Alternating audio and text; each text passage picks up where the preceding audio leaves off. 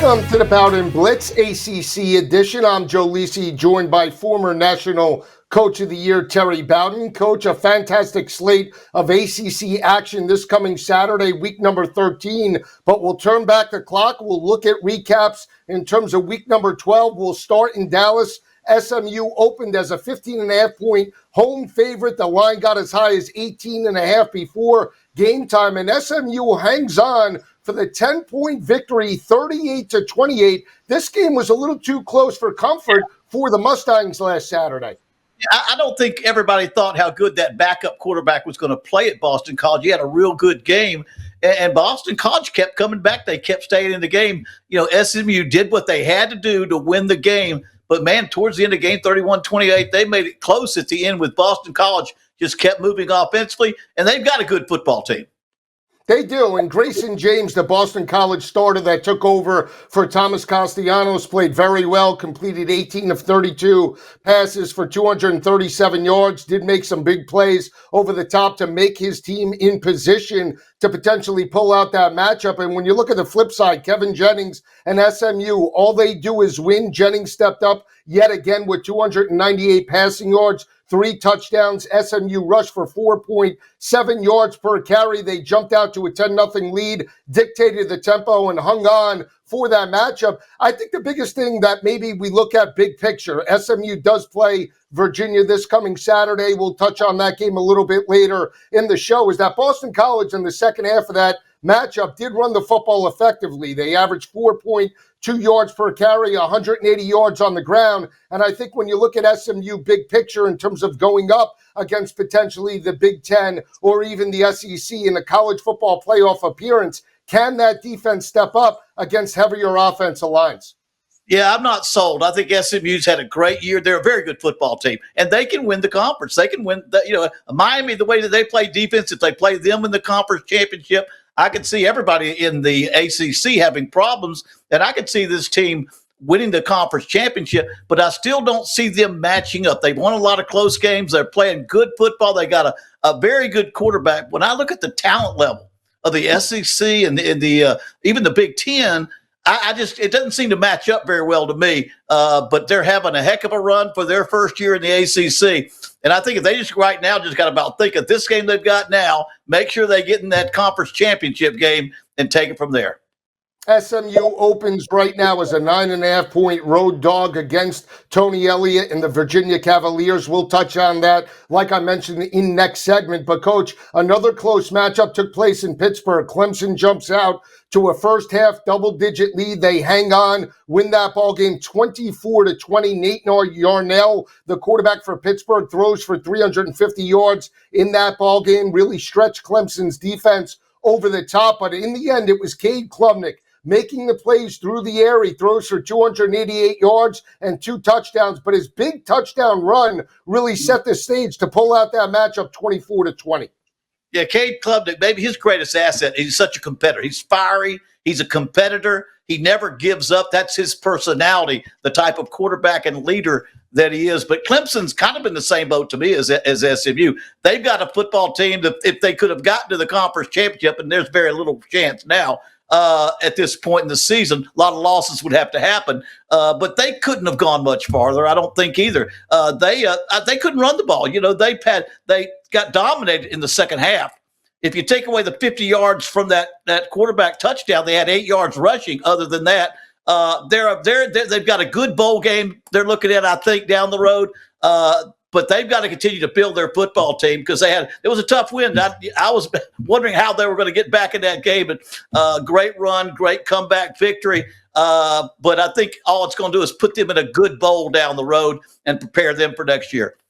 They converted 5 of 15 third down conversions. That's 33%. To your point about only rushing for 58 yards on the ground, they only rushed for 2.1 yards per carry. They would need a much better effort throughout the regular season to challenge the likes of, let's say, Miami or SMU in a championship game. And big picture, the likes of Georgia, Ohio State, or Oregon. If you're going to match up with those teams, your rushing attack needs to be consistent. When you look at Dabo right now, and I know we talked about it from the start of the year and to this week in terms of week 13, but do you feel like Clemson potentially is getting back to where they were 4 or 5 seasons ago where they dominated the conference and potentially can make the college football playoff each and every year?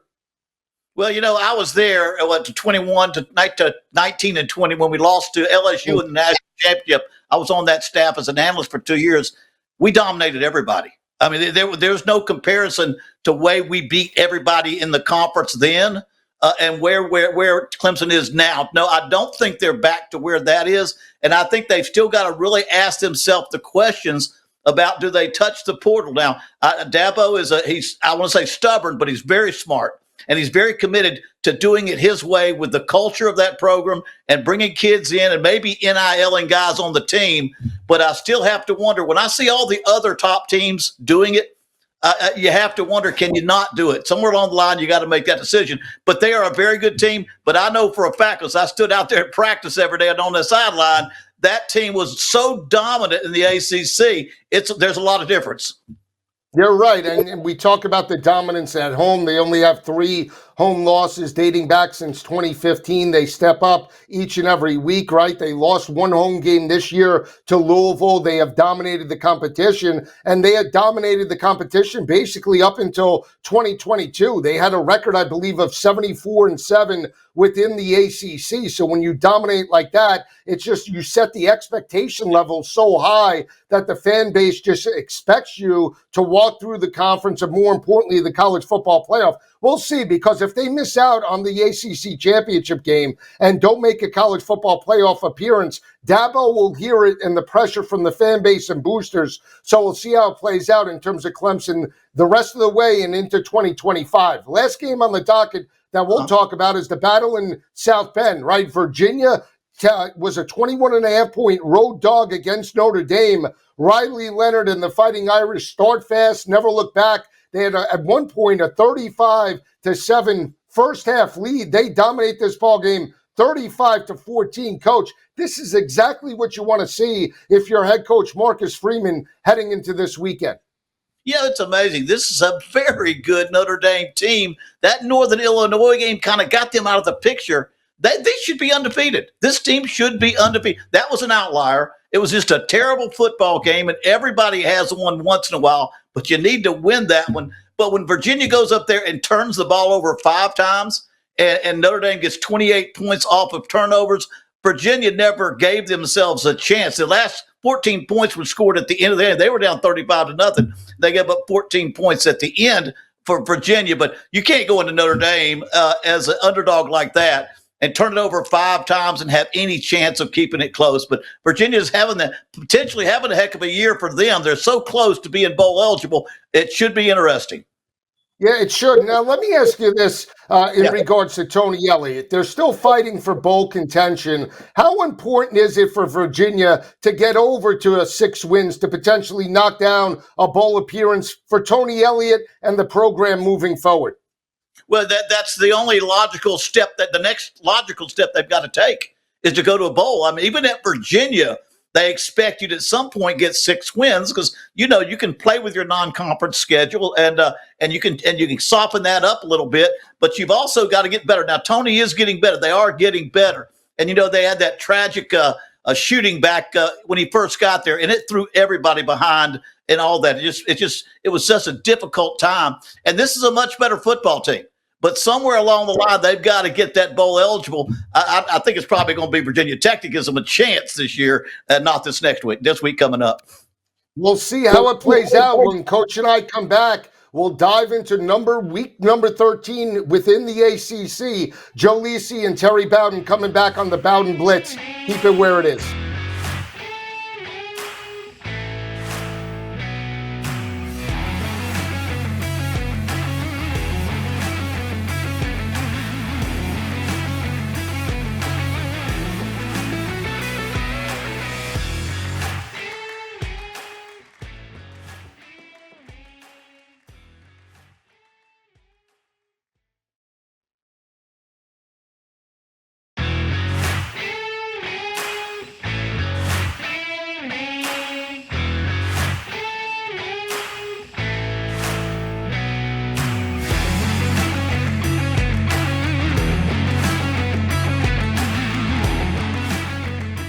back on the Bowden Blitz. Joe Lisi and Terry Bowden taking a look at week number 13 within the ACC. We'll start in South Beach. Last time we saw the Miami Hurricanes play, it was a couple of weeks ago against Haynes King and Georgia Tech. Miami was a double-digit favorite in that matchup, but in the end, they lost that ball game 28-23. They've had an extra week of preparation. They open now, Coach, against Wake Forest, and Dave Clawson as a 24.5-point home favorite. How do you see this game playing out? No, that's a big number for this game. Miami, hopefully they got the players' attention. That loss obviously did a lot. Now they have to win out. They've got a great quarterback, but their defense, they're not even top half in the FBS, the way their defense has played. If they're an outstanding defense, Cam Ward's got the Heisman Trophy probably locked up with the defense. But now the rest of the team has to come through. The defense especially has to come through because Wake Forest, their running attack, it's a run, RPO, a running attack that really is hard to defend. They'll score some points, and they will stay on the field very much like Georgia Tech did. But I think Miami's got too many weapons. They'll pull away. It's going to be a high-scoring game, though. Yeah, I agree with that. Now, Forest does have a veteran quarterback in terms of Hank Bachmeier, 14 touchdowns, 9 interceptions. Wake Forest is averaging 27 points per game, but the defense is absolutely atrocious, giving up 37 points to opposing offenses. So if Cam Ward and that offense start fast, could really put the pressure on Wake Forest to match them score for score. The biggest thing for me is when you look at this matchup, Wake Forest is averaging 257 through the air, right? Bachmeier can move the football. Rushing attack has been a little inconsistent this season, but 24.5 points, Coach, in terms of the spread perspective, for me, seems like too many points. The pressure is on Miami. We saw them step up against Duke. We've seen them play down to the level of competition. So, I'm inclined to take the points with Wake Forest, not suggesting they win, but I do feel they're within this number. Oh, I'm with you all the way. I'm definitely going against the spread with Wake Forest and for the over because I don't think the defense needs to improve. But Wake Forest is going to put some points on the board, and Miami's going to put a lot of points on the board. I'm just thinking of Miami down the road. I think after this game, they're gonna win this game. I got a bit because the spread's so big. I got to stay with Wake Forest on that one, and then Miami's obviously got Florida State coming up next week. But it's kind of like I was talking about Clemson at another time. Earlier in another segment, you wonder how they project into the conference championship playoff if they don't play better defense. You got to play great defense toward the end. They won't need it this game against Wake Forest. You look at Wake Forest, the past couple of games, they lost by 10 points a couple of weeks ago to California, 46-36. Dropped the game to North Carolina this past weekend by 7 points. Gave up over 25 points in both of those ball games, and they're allowing opposing quarterbacks to throw for over 280 passing yards per game. That could mean a big day for Cam Ward and that passing attack for the Hurricanes. We'll see how that plays out this coming Saturday. Another battle taking place in Charlottesville. We talk about SMU opening on the road as a 9.5-point road favorite over Virginia. Virginia's been spunky, played very good games at home. Earlier in the year, they went toe-to-toe with Louisville, dropped that ball game 24-20. They did face off against a much bigger offense and defensive lines in terms of Notre Dame. I'm actually expecting a better effort with Virginia as a home underdog fighting for bowl contention. I think SMU might win, but I think Virginia keeps it within the number this coming Saturday. Yeah, I really have pondered over that. I'm going to take SMU to cover, but you're exactly right. Virginia, they're a smart football team. They're better than they were last week. They were humiliated because of their own turnovers. But SMU can taste that conference championship game. They can taste the success they're about to have a chance to have. And I think they come in there and play a great football game. Virginia's just they're not as talented, I believe, as SMU. So that's going to be close. I think they'll keep it close. But I think SMU will pull away or have a big play towards the end and cover. And again, I'd take the over on this one too. Now, when you look at Virginia, they did rush for 128 yards against Notre Dame. A lot of it was in garbage time in the second half after they trailed by basically 28 points. When you look at the offensive game plan for Tony Elliott and Calandria, their quarterback, and just the offensive philosophy. I would believe that we lean to the under, right? 58.5 because they want to run the football. They don't have the better quarterback or explosive offense. Keep limited drives for Kevin Jennings and SMU. Is that how you see this game playing out from the total? Well, I was just the opposite. I thought if SMU gets ahead, Virginia now has to pick it up and try to keep scoring with them. Obviously, if Virginia could slow it down and SMU would not score, that would go to the under. But again, it's just the way you think this thing's going to go, because I think SMU is going to come out hot. And if they get ahead, now Virginia's going to have to score and continue to score with them, which would throw the numbers up, not down. But it's all a matter of how that game opens up.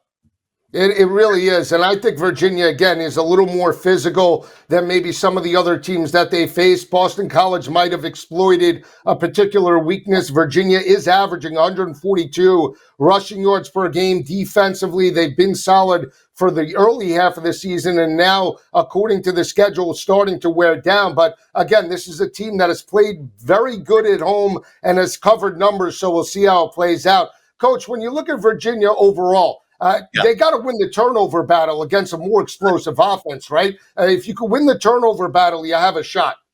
Well, it changes your whole way of thinking about this game and all these games. And it's amazing because when I was at Clemson, Tony Elliott was the running back coach, and I would watch him in practice, in his drills. Nobody had the running backs controlling, securing the football better than him. Because he was an old offensive player, had great drills. They never fumbled. It was all a matter of working on it. Because I believe you can work on ball security and solve that. Now, sometimes the turnovers just come.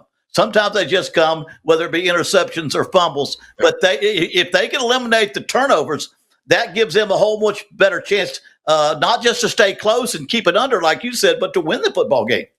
We'll see how that game plays out when Coach and I return. We'll talk about the battle in Yankee Stadium. Army, undefeated, taking on top-ranked Notre Dame, coming up next. Keep it where it is.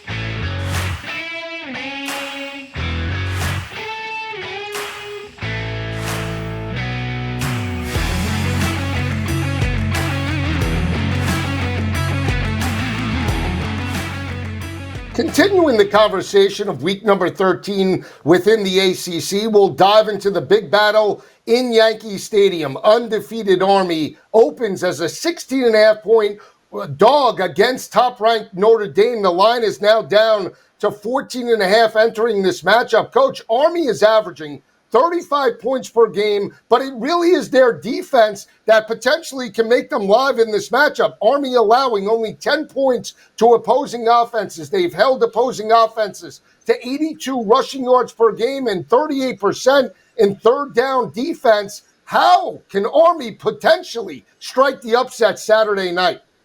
Well, I mean, they haven't played a ranked team yet on their schedule. And so now Notre Dame's going to be an entirely different animal. Now, I played against Army last year, beat them, I think beat them 15-12 last year to open up the season. And to beat Army, to win, you've got to win the trenches on both sides. You've got to take your athletic talent and your big people. You've got to create penetration when Notre Dame defense is in the game. They've got to penetrate and create tackles for loss, mess things up in the backfield. Offensive, they just got to use their size, strength, and power to control the football. And usually that's what happens when you play a team like this, where one's got so much better athletic talent and the other team is very smart, pretty good athletes, but mostly smart, great teamwork, and a great system. Notre Dame just needs to run it down their throat and keep doing that, and that will help them keep the ball. But you got to keep the ball and score touchdowns. You can't keep the ball and kick field goals if you're the best team, because that just keeps the other team close. And then Army can pass and run as well. I agree. Now, we saw Notre Dame play Navy on a neutral field in terms of MetLife. They were a 13.5-point favorite in that matchup, put up a 51 spot on the midshipmen, dominated from start to finish. I think this is going to be a different type of game. I think it's going to be a lower scoring game. I actually think Army is potentially live in this matchup to strike the upset. Call me crazy. I understand they're 14.5-point underdogs, but it is their defense. And here's the other factor as well. I do believe there's more pressure on Notre Dame here. If Army comes out, dictates the tempo, scores first, puts the pressure on Riley Leonard to potentially throw over the top, that's still a weakness of Notre Dame. I understand they did it last week. He completes 22 of 33 passes, 214 yards with 3 touchdowns. But if they're trailing in this matchup, that could really benefit the Army defense. The other factor as well, Army has one of the best third down offenses in all of college football, converting 53% of their third down opportunities. You know as well as anybody, when you're moving the sticks, Riley Leonard could be on the sidelines. Well, I mean, you know why their third downs are so high. They're going to run it 3 or 4 times in a row if they have to. They're going to have short yardage third downs, and they're willing to go for it on 4th down. And so I think that's something that Notre Dame has to worry about. How often will they see the ball? Turnovers, like you said earlier, that's going to be the key. If Notre Dame had a couple, and you got to remember, Navy had 6 turnovers. They had 6. They gave the game away. Notre Dame just gave it to them. So Army doesn't turn the ball over almost ever. If they don't turn it over, and I've been on that sideline against Army, you don't see that ball very much on offense once they start making their third down. So this game is going to be a great one to watch. I still think the talent level that Notre Dame has is going to be too much, and Army hasn't played somebody with this much talent yet this season. Now, Bryson Daly is one of the best quarterbacks in the country. He does it on the ground for Army, averaging well over 6 yards per carry, 1,062 rushing yards on the year, was banged up in the middle part of the season, but he does have 21 rushing touchdowns. If Daly does strike the upset, and he's a 200-to-1 shot or even more to win the Heisman Trophy, should the kid at least be invited to New York for the Heisman? Back in the day, they used to do that with Gordy Lockbaum and the crew. Well, you know, if they beat Notre Dame, they're the talk of the country. This game's going to be watched by a ton of people, and they'll be the talk of the country, and that quarterback will be the talk of the country. I've had to stand on the sideline to watch him run. He's a thing of beauty, but I really do think you'll see a lot more attention of that Heisman. New York City, the whole area about the Heisman Trophy. I wouldn't be shocked if he didn't get in the running, or at least get to be a part of the voting. And now, you've heard us discuss on college football today as well. Notre Dame, if it's a one-loss team, Indiana, BYU, and Notre Dame's there, do you give Notre Dame the edge over the others? I haven't given. I'm a big Indiana fan. If they could beat Ohio State and go undefeated, or you mean a one-loss Indiana? One loss. Yeah, one loss in a day if they lose Ohio State. I don't know. That's going to be a close call to me. Notre Dame is going to get a lot of votes because they're Notre Dame. We'll see you next week on the Pound and Blitz. Have a great weekend, everyone.